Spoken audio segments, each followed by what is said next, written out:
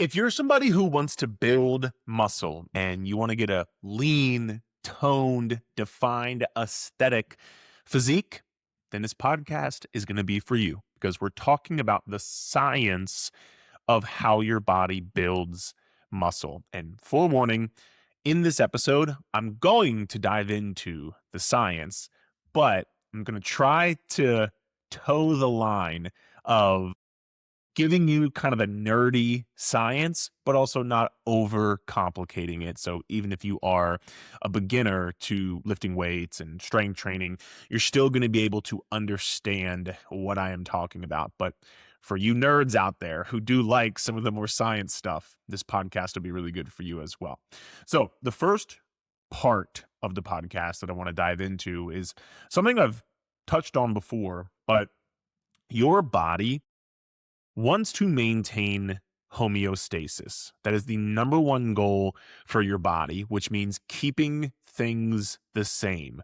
Muscle tissue in of itself is very metabolically expensive. And so what this means is it requires a lot of energy to keep alive. Therefore, the body actively tries to resist building muscle unless it's forced to, unless there is a stress great enough on your body to force the adaptation of you building muscle. And we're actually manipulating and using something called the SAID principle. And what this means is specific adaptation to imposed demands. And it's a very fancy word, but just think of it like if you were out in the Sahara Desert for 12 hours straight, 24 hours straight, your body would have to sweat. Why? Because there is a specific adaptation to an imposed demand. It's hot as hell, so your body sweats to cool your body down to keep you alive. The same thing happens with building muscle. Now, the mistake that people make with building muscle is thinking that muscle growth is a linear accumulation. It's like filling a bucket with water, for example. So you think I went to the gym today, so I should be, I should immediately build muscle from this one workout. I should be 1% more, towards building muscle. And that's just not necessarily how this goes because, once again, muscle growth is a defense mechanism. You have to traumatize, and I know it's like a big word or a intense word, but it's true. You have to traumatize and stress your body to the point where it builds back bigger and stronger muscles to protect itself from future trauma. And this is sounding very intense, but it's because it is. And anybody who's listening to this podcast, if you've been working out for 6 months, 12 months, 18 months plus, you know how hard it is to actually build muscle. When you're a beginner, you can build muscle no matter what. And this is the great period of your training. So you should be utilizing this, and you should be very happy if this is you because it's the best time of your life. And take advantage of it. It's like a party every day. But when you're a beginner, you'll build muscle no matter what. Why? Because the stress you're placing on your body is so new that your body's like, well, we've never experienced this before. So we have to adapt and we have to build stronger, more defined muscle. But the more advanced you get and the more used to it your body gets, the more it's going to take for you to elicit that stress, or I guess to give it the stress to then elicit the adaptation. So it'll take a long time, but I want you to, you can kind of think of it like the calluses on your hand. This is good because everybody here hopefully is lifting weights. When you first lift weights and you've never lifted the weights, the calluses on your hand, they're not there. Why? Because there's no stress. There's no holding dumbbells, holding heavy weights, holding the lat pull down. But a couple of weeks, a couple of months into lifting, you start getting these calluses on your hands. Why? Because there's a stress that is great enough for you to elicit these calluses. It's kind of like the same thing with muscle growth. You give your body a stimulus and then it grows back stronger, aka building muscle, so that it won't cause as much of a stress or it won't traumatize your body as much next time. Because remember, like we said, building muscle is expensive and your body doesn't want to do it. So you need to give it the reason to actually get it done. And that's kind of going right into part two of the podcast, which is the stimulus and kind of the mechanics of your workouts that need to happen to give your body the stress that is great enough to respond to. The overarching theme of this part of the podcast is we're going to focus on something called, and again, this is a big word, so don't get overwhelmed by it. I will break it down. Mechanotransduction. This is a fancy word. This is how the cells convert the mechanic stimulus, lifting weights, into chemical activity. So when muscle fibers physically stretch under load, sensors on your cells trigger a cascade, which is, think of this just like a certain pathway in your body's chemical process to synthesize new protein and which will then lead to new muscle tissue. I know that was very like, again, sciencey and nerdy, but let's break down exactly what that means. So the problem and mistake that most people make is chasing soreness or just chasing the pump in their workouts. And this is something called metabolic stress or muscle damage. So there's a couple of different ways that you can stress your muscles, and the three main ones are metabolic stress, muscle damage, and mechanical tension. For a long time, we thought metabolic stress or muscle damage would elicit a muscle growth response. But recently, I'd say in the past 10 to 15 years, 10-ish years maybe, we have found that the primary driver of muscle growth is neither metabolic stress or muscle damage. And so this is like, if you were to do 100 reps of bicep curls with like a can of soup or even a light dumbbell, you would feel a massive burn in your bicep while you're doing it. And the next day, you would probably be incredibly sore. But neither of those things trigger muscle growth. So the soreness doesn't mean you're going to get bigger muscles, and the burn, feeling the burn, doesn't mean you're going to build muscle either. Side note, this is also why a lot of people think they're not doing their workouts correctly if they're not feeling the burn.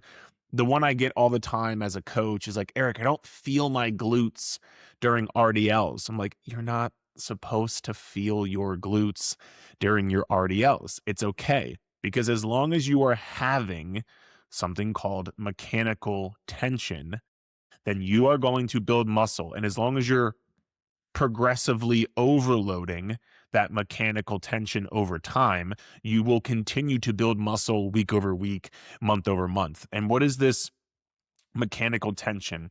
It's essentially, you have to expose your muscle fibers to high levels of force. And in the next part, we're going to talk a little bit more about how that happens. But this tension that your muscles are going to face, that is the main driver of muscle growth. And you can think of this like the airbag sensor in your car. Imagine if you tapped your car 100,000 times with a hammer. I was supposed to say 1,000, but 100,000 came to my head. Imagine if you tapped your car with a hammer, just kind of like lightly tapped it, right? You wouldn't deploy the airbag.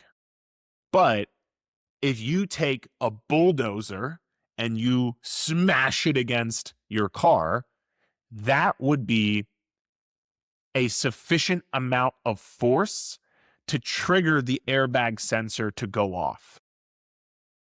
So doing high reps with light weight is kind of just like tapping the hammer against your car.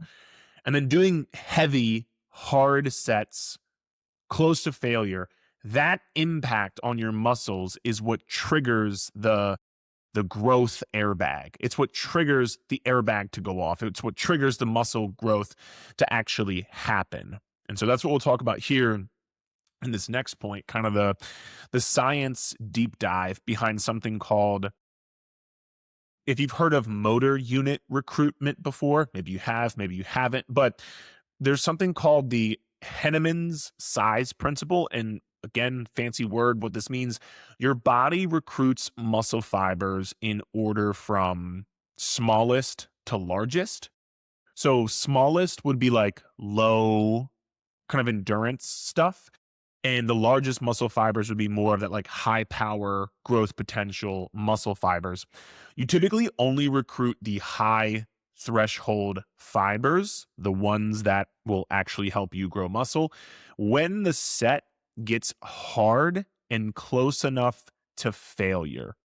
And the distinction here is, when I say close enough to failure, it's not just from, so technically you can build muscle in any rep range. Let me say that. Whether it's 5 reps, 8 reps, 30 reps, you can build muscle in any rep range. That has been proven. Now, the caveat, especially for just regular, everyday people, if you're not super advanced in lifting weights and you're not super in shape and super conditioned, is when you start to get to 12, 15, 20, 30 plus reps, you might be going to failure, but it's more from a cardio / endurance perspective than from a motor unit muscle recruitment perspective.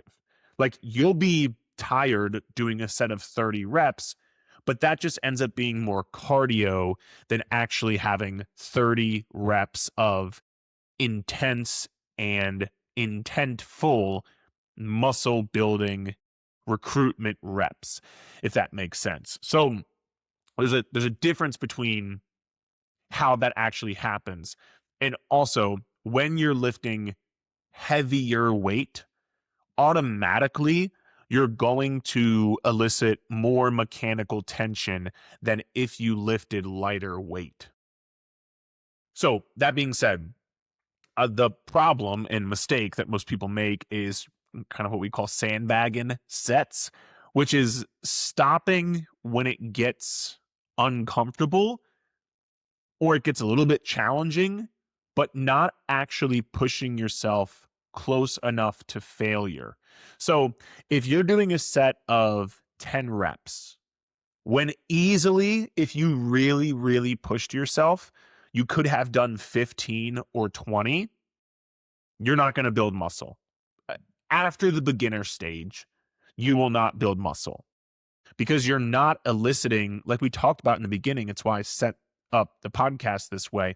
You need to have trauma, stress, great enough to elicit this response. You need to tell your body, you have to build muscle. You have no other choice.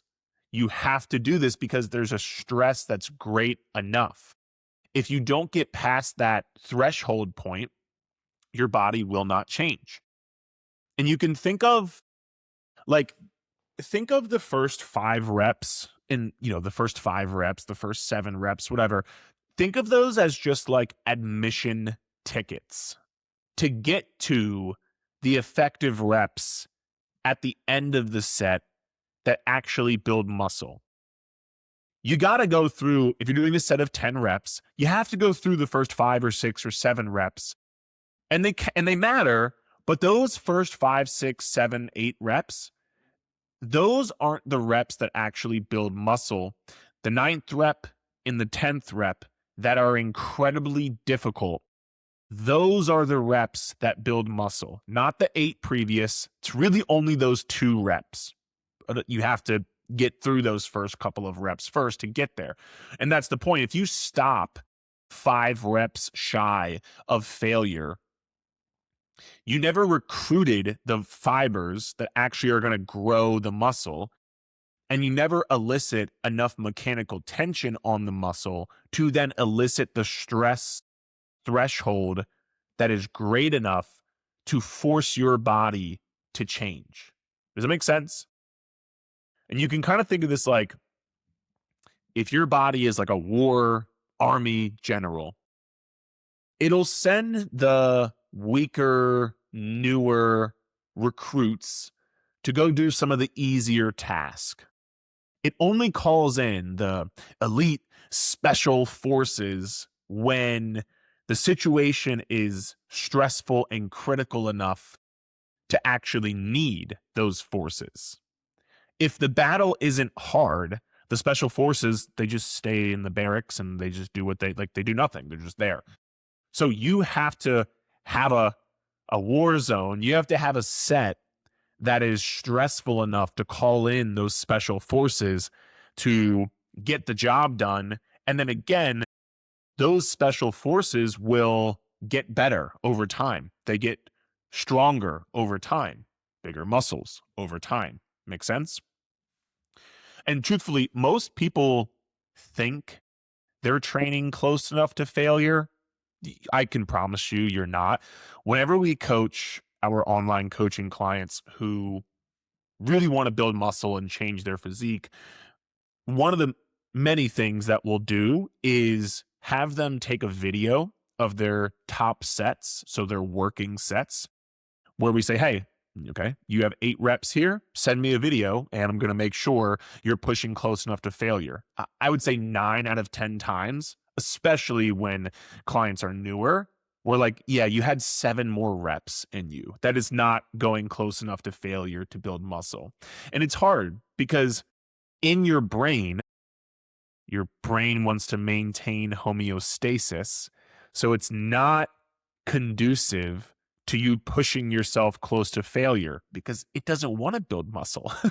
Your brain and your body do not want to build muscle. You want to build muscle. So you might think you're working really hard, but you watch the video back and you're like, that felt really difficult. But when I watch it back, it doesn't look like I'm struggling that much. You ever had that happen to you? If not, you should take a video of your next workout where you think you're really pushing yourself and watch it back. Because I even have this to this day. I'll watch my videos back and I'm like, bro, you had 7 more reps. What are we doing? But that's what happens in our brain. It tells us to stop.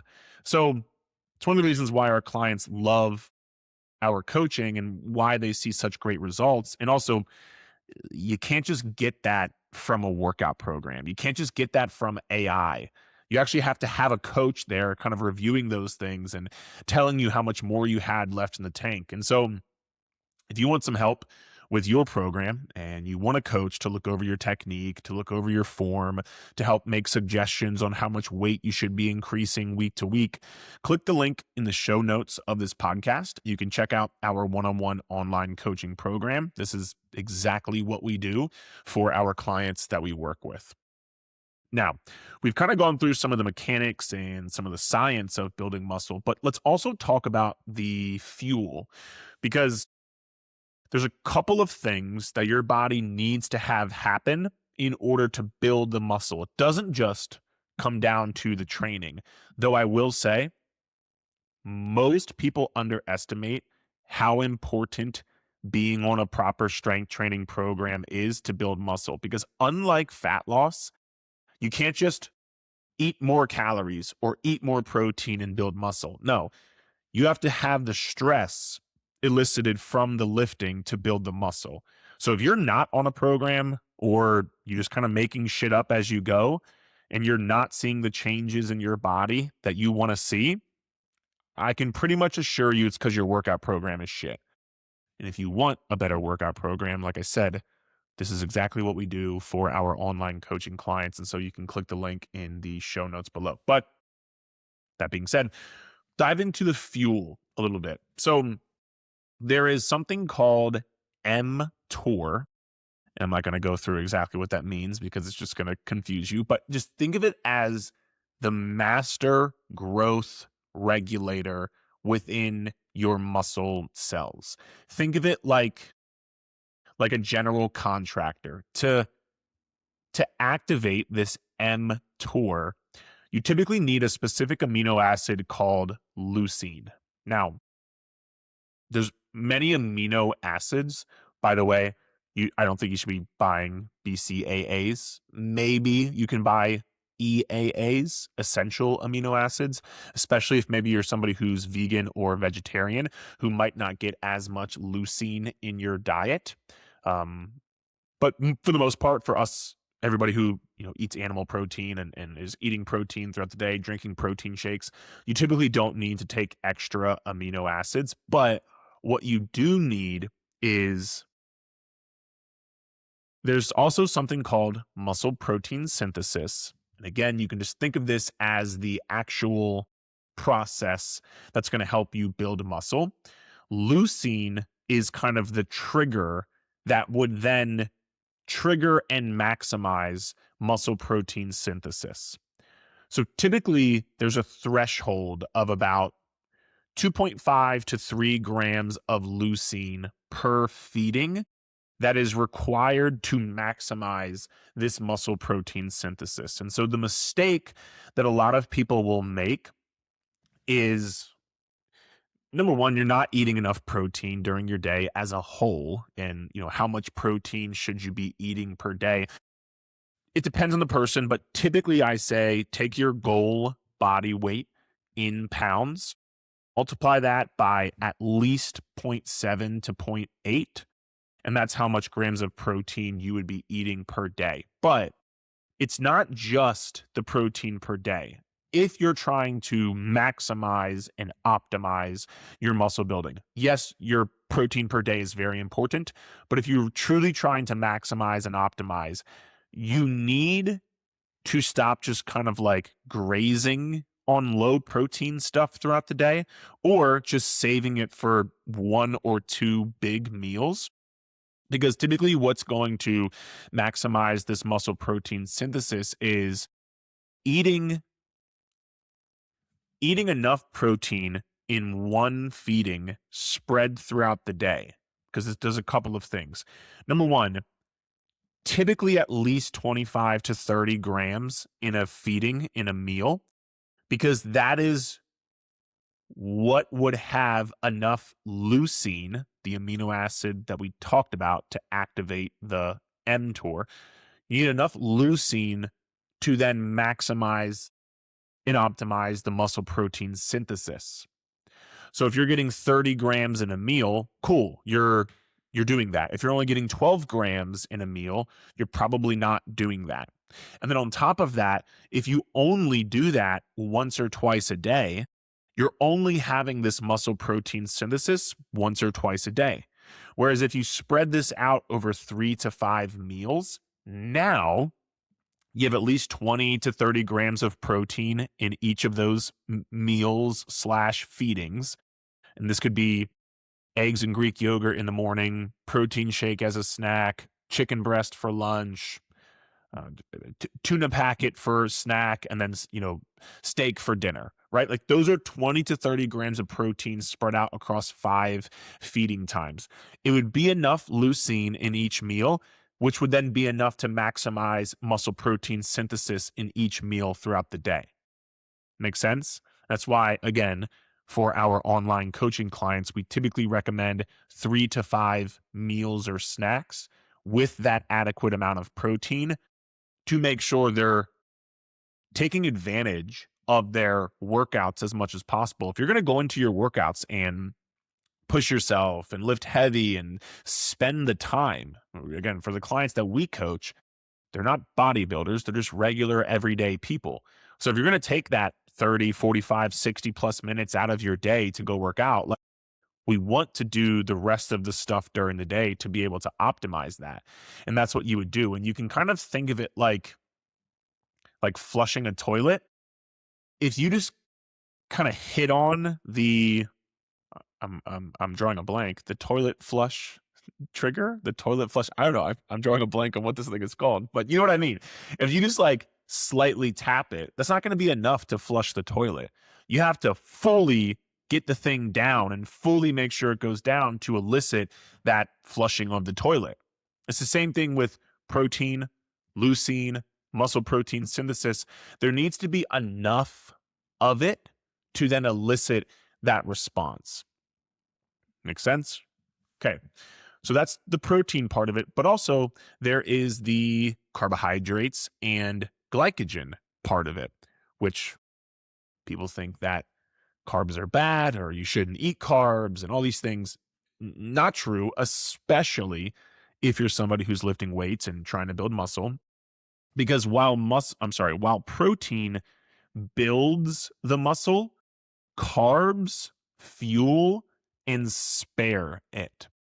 So insulin, which is released when eating carbs, really to a degree released when eating any sort of food, which I'll touch on this really quickly.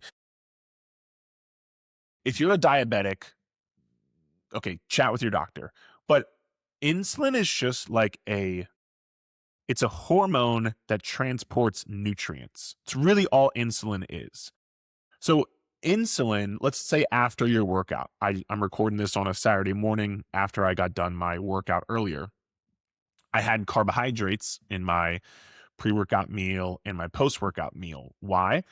Because both of those times it would spike the insulin a bit, which would then carry nutrients to my muscles. So I want those carbs beforehand to help with my glycogen and help with my energy and endurance during the workout. And then after the workout, I eat carbohydrates. That spikes the insulin. And then also you pair that with some protein. That will then take those nutrients and shove them into your muscles to start the recovery process. Because, as we've said, lifting weights is only one part of the equation. It's really about recovering from the weightlifting, recovering from the trauma and the stress that will actually help you build the muscle. So the insulin is not inherently a bad thing, and it is antagonistic to cortisol, which I'm sure you've heard of cortisol before. It's basically the stress hormone that could potentially break down muscle. Now, again, when you lift weights, you have to elicit cortisol because it's a stress. But if you don't recover from that stress, that's where things start to get bad. But by eating carbohydrates and keeping your glycogen stores full, and again, what is glycogen? That's just the energy reserves for your muscle. Your muscles store glycogen. You get glycogen from carbs. So by keeping your glycogen stores full, you kind of signal this energy surplus state to your muscles, which is like, hey, cool, we have enough. We're good. We can recover. We can build more. Like, we're not depleted. We're not starving for nutrients. We have enough. So now your body can do what it needs to do to recover from the workout and build more muscle versus being in a state of starvation or depletion. Your body's like, why would we build more? We don't even have enough to do what we do now. We don't even have enough to recover from what we just did. Why would we build more? We got to get back to baseline first before being able to do more, right? And so the problem people make here is going, keto or super low carb when they're trying to change their physique and build muscle and get that lean tone defined look. So like only eating steak and eggs when you're working out hard 4, 5, 6 days a week, because carbohydrates, drive the anaerobic energy system. And that is the energy system that is needed for lifting weights. If you were like just walking on an incline or just doing zone 2 cardio, well, then you probably don't need a ton of carbohydrates. You can still have them, but you don't need them as much as when you're doing something higher intensity, like lifting weights. Your the energy source that will be used for that is glycogen, especially lifting weights and because your muscles have to do a lot of the work. So without them, without carbs, your performance would drop. You're not able to push yourself as close to failure, which we know needs to happen. You're not able to build as much muscle. You're not able to lift as heavy of weight. So all these things would decrease that. And then also it rises your cortisol because, like we said, insulin and carbohydrates can be antagonistic to cortisol. So it would lower the cortisol if you have enough nutrients and you're getting these nutrients to your muscles. So that's what happens if you don't eat carbohydrates, which is not good if you're trying to build muscle. And you can think of this like protein is the sword that is like fighting for new ground. It's fighting for new muscle. Carbohydrates are the shield that protects what you've already built and allows you to keep fighting because it gives you the energy to keep fighting. And you can fight without a shield, but you'll probably take a lot more damage and you would probably die before you'd actually finish the fight, which is what happens. You put this big stress on your body from lifting weights, but then you don't recover from it. So then you don't get to the stage of adapting. You don't get to the stage of building muscle. You just keep putting more stress and you aren't recovering and you're just putting more stress and not recovering. This is where people get burnt out. Injuries happen. You're working so hard, but your body isn't changing. And I get it. That's a really disheartening feeling to have, feeling like you're working out so hard, but not seeing your body change. It sucks, which again is why if you want myself and my team to fully take out the guesswork and build you a plan that you know is going to get you results, click the link in the show notes of this podcast. I like to think that we know what we're doing.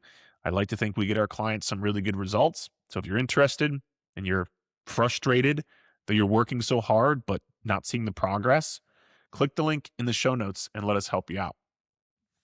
Now, going into part 4 of the podcast, this is kind of like what I wrote down as the architect, kind of like the systemic recovery that needs to happen for you to build muscle. Because like we've been saying, now we have the stimulus, we have the fuel and the protein, the carbs.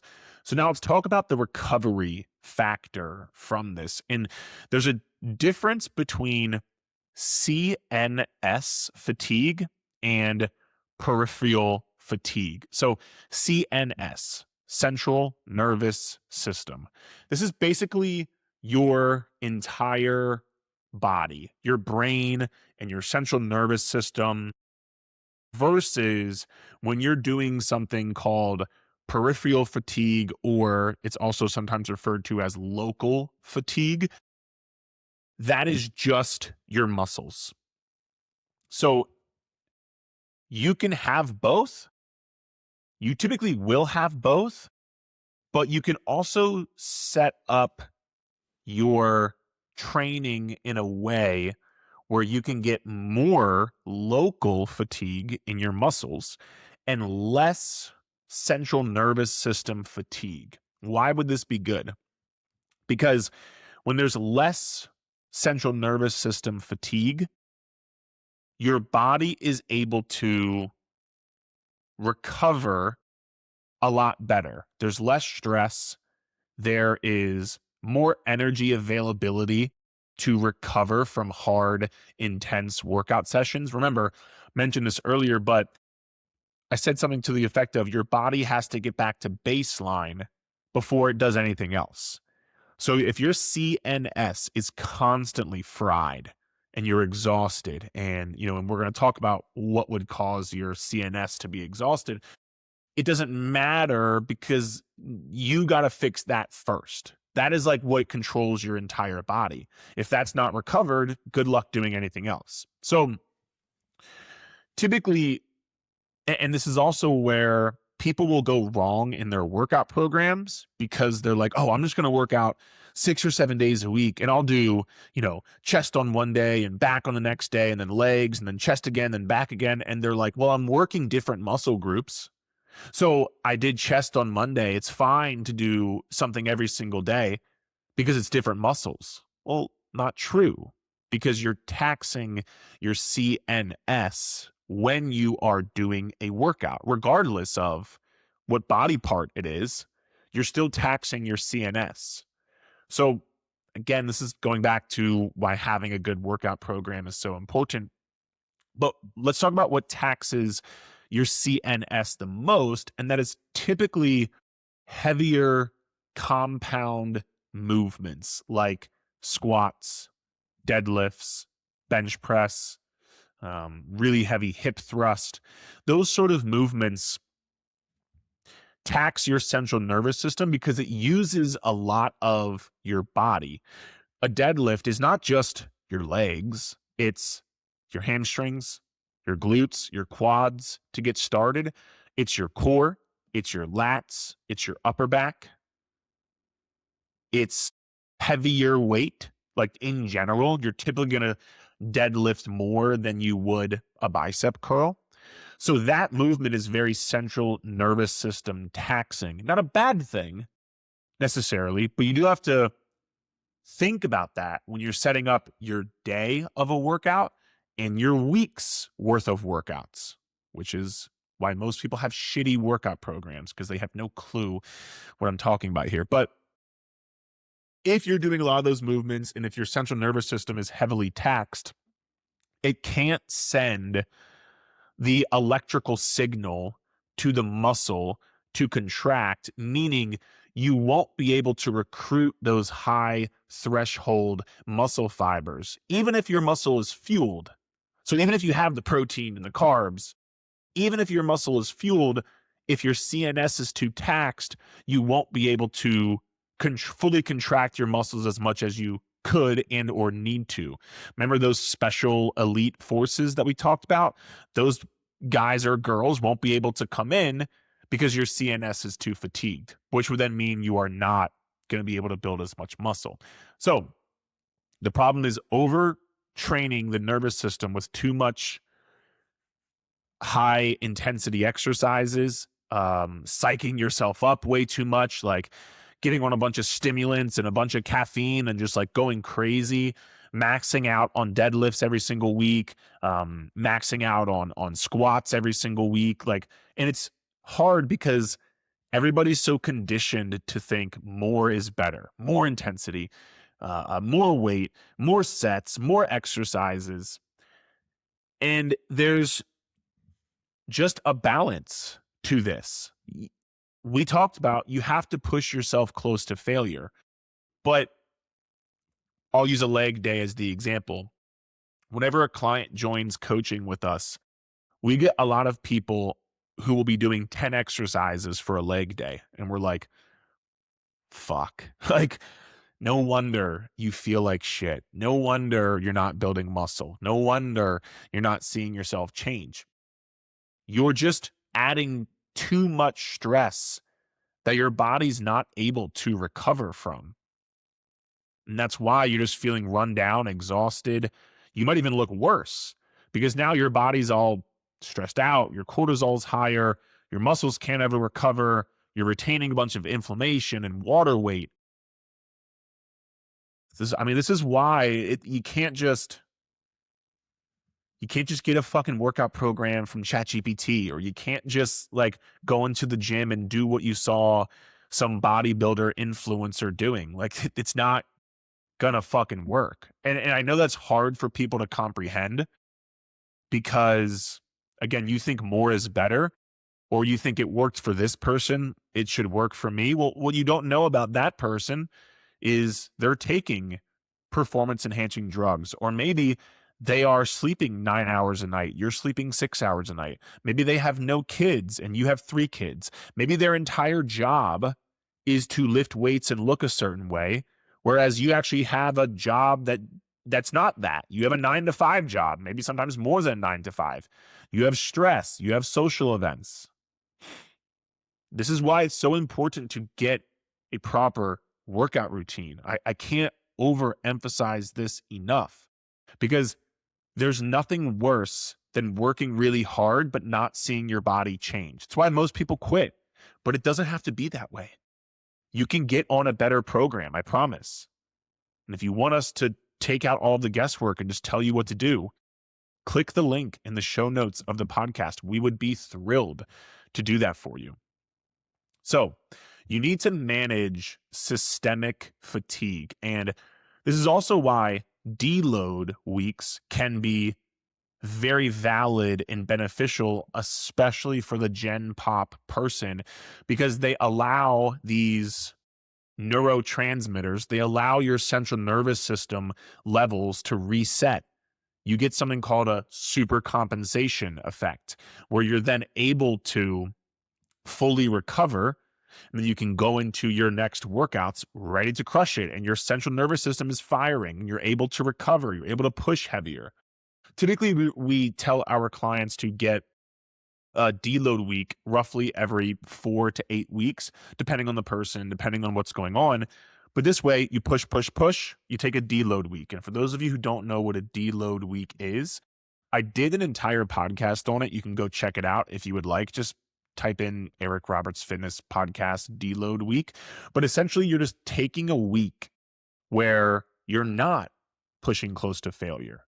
You're intentionally leaving 5, 6, 7 reps left in the tank versus only 1 or 2 reps left in the tank. You're intentionally doing a bit less reps. This will allow you to recover without taking steps back from the skill of doing the movement and doing the exercise. And also, when you're not pushing as heavy, but you're still going to do some quote unquote lighter work, you can get blood flow to the muscle. You can get nutrients to the muscle. You can get out some of that inflammation, which will be really good as well. So think of like the metaphor I wrote down was like a blown fuse.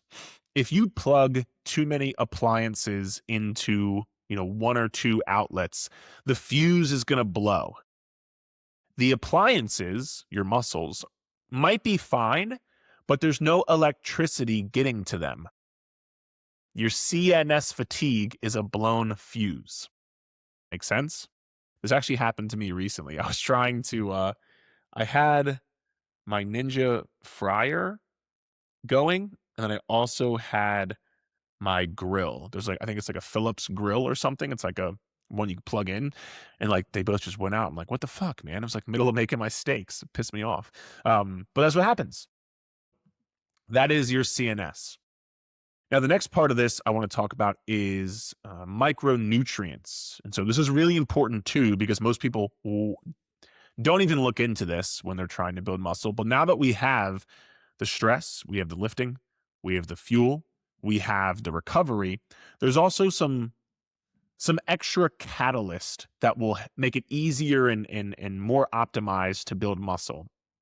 And these are kind of some of the biochemical roles of specific vitamins that will help with muscle building. And whether you get these via food or you get these via supplementation, some of these you're going to have to get via supplementation. And I use Legion Athletics for all of my supplements. There will be a link in the show notes of the podcast, or you can head to legionathletics.com and you can use my code ERIC at checkout for the discount code. It'll give you buy one, get 50% off anything else. So as I go through these, feel free to potentially get those. But the couple of main micronutrients and or supplements that will be able to help you is first and foremost vitamin D3 plus K2. So this is actually a steroid hormone precursor. So low D3 levels are statistically correlated with lower testosterone and higher SHBG, which binds to the testosterone, making it useless. So if you don't have enough vitamin D3, you're not going to have as much testosterone, which means you won't be able to build as much muscle. Now, even for women who are listening to this, you might be like, well, I don't want a really high testosterone. Well, you have to have a certain amount to be able to kind of optimize the muscle building here. So vitamin D3, zinc, which is essential for the structural integrity of androgen receptors, which all that means is just like think of like androgen receptors as like the receptors to build muscle. If your receptors are malformed due to a zinc deficiency, the testosterone can't dock on to the muscle cell and it can't like inject the muscle cell with like what it needs to be able to grow stronger and build more muscle. Again, I'm trying to just simplify this as much as possible for you guys. So that's number 2, zinc. And then number 3 is magnesium, which is required for ATP energy synthesis. So ATP is like the energy for your entire cells, your entire body. So if you don't have enough ATP, you're not going to be able to do the muscle building process. And ATP must bind to a magnesium before being able to be biologically active.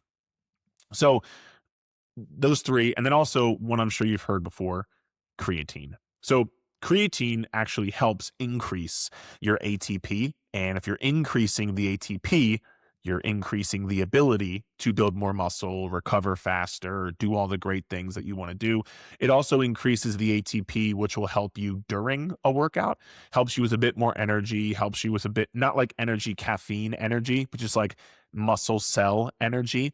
And it'll allow you to typically lift a little bit heavier weight as well. So you can recover better, you can lift heavier, you'll have more energy in your cells. So those are the 4 kind of main supplements. I would throw in protein powder in there as well. You don't need obviously to take protein powder, but if you're somebody who struggles to get in enough protein during your day, then I mean I would absolutely do it. Personally, I would not hit my protein goal if it weren't for my Legion protein shakes. I actually still have my own flavor available if you want to check it out. It is a coconut caramel fudge cookie. For those watching on YouTube, it is actually right behind me here. But it's really, really good if you want to try it out. Again, you can use my code Eric at checkout if you want to check it out. But the mistake I think a lot of people make here is like looking for testosterone boosters or other muscle building supplements, right? You really don't need to spend like money on a bunch of like flashy supplements. And also the mistake is you won't be able to maximize or optimize your muscle building if you're lacking the raw materials to make them. So like you can't quote unquote boost your hormones if you don't have the things necessary to boost your hormones. Does that make sense? And it's kind of like what I wrote down here is the like testosterone to help you build muscle is kind of the Wi-Fi signal.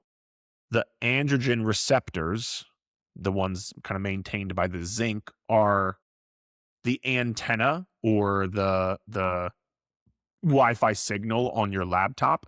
You can have the strongest internet in the world, but if your antenna or the signal is broken, you're not going to get any connection, aka you won't build as much muscle. So when we're talking about specific supplements, I would definitely recommend those 4. And I believe you can get all of them through Legion Athletics. So if you'd like to try them out, again, it's just legionathletics.com. My code Eric will get you buy one, get one 50% off. So you could get all 4, buy one, get one half off, buy one, get one half off if you'd like. I wouldn't say these are, necessary, but for example, I think it's 1 in every 3 or 1 in every 4 people are deficient in magnesium. I believe 1 in every 3 people are deficient in vitamin D. So most people are just not getting enough of these, and it's hard to get through just food alone, which is why I say for those type of things, I would definitely recommend supplementing. And then again, creatine, it's found in red meat or fatty fish, but typically not enough, concentrated enough to then be able to have an actual impact, which is why people will supplement them. So not necessary, but it will definitely help. So quick summary of what we've talked about thus far.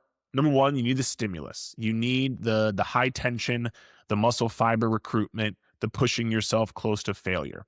Number two, you need the fuel. You need the leucine threshold, 20 to 30 grams at each meal, 3 to 5 times a day. And you need that insulin from the carbohydrates to be able to push the nutrients into your muscles to allow for the recovery. And then number three, you need the repair. You need to manage your central nervous system fatigue. You need to try to optimize your recovery and your hormones. Something I didn't talk about much, eh, because I've talked about it in a couple of podcasts recently, but I'll hit on it quickly here. I know we're already 50 minutes in, but with that recovery, kind of goes without saying, but sleep. like I don't honestly, I sometimes struggle with talking about sleep because I just feel like people just don't even listen, if I'm being really honest. So I don't even really mention it that much. But if you want the strongest thing to help you with your recovery, it's sleep, especially deep sleep, because that's what like physiologically helps you recover. That's when you build muscle, is during deep sleep. If you ever heard people, and I don't recommend this, but if you ever heard of people taking human growth hormone, one of the reasons people take that is because it massively improves your deep sleep, which would then massively improve your ability to build muscle because you'll build more muscle during more deep sleep. So, doing all the things that I've talked about on this podcast before, trying to go to sleep and wake up at the same time, making sure you're in a cold room, making sure you have the blackout curtains, stop eating 3 to 4 hours before you go to bed, wear an eye mask or whatever it is so you can, again, have no light coming in. Um, all the things to talk about. There's also supplements. Legion makes a sleep supplement that I personally really enjoy. So if you want to check it out, it's called Lunar. You can try that as well. Magnesium before bed. We're going to talk about magnesium. So, yes, sleep is the most important thing. I just struggle talking about it because so many people just don't even listen. But if you're serious about building muscle, then you should also be very serious about getting adequate sleep as well. So, we just covered basically the biochemistry of muscle growth, and it's complex. It's 50 minutes, and really we're just scratching the surface. But in our coaching program, you really don't have to know any of this, nor do you have to figure it out on your own. We take care of all the guesswork for you. We will change your workouts as need be. We'll change your calories as need be. We'll tell you how much protein to eat. We'll give you example meal plans on how to actually hit that protein that's realistic for your lifestyle, how much time you have to cook. We'll look over your form videos to tell you if you're pushing close enough to failure and fix your technique. We'll tell you when we need to take deload weeks. We'll tell you the supplementation, how much you should be taking, everything. So if you listen to this and you're like, wow, that's a lot of information. If you want us to just take out the guesswork and give you an exact plan to follow, all you need to do is click the link in the show notes of this podcast. Go ahead and apply and sign up for our one-on-one coaching program. And we would love to be able to help you out. Guys, hope you enjoyed the podcast, and we will chat next time. Okay.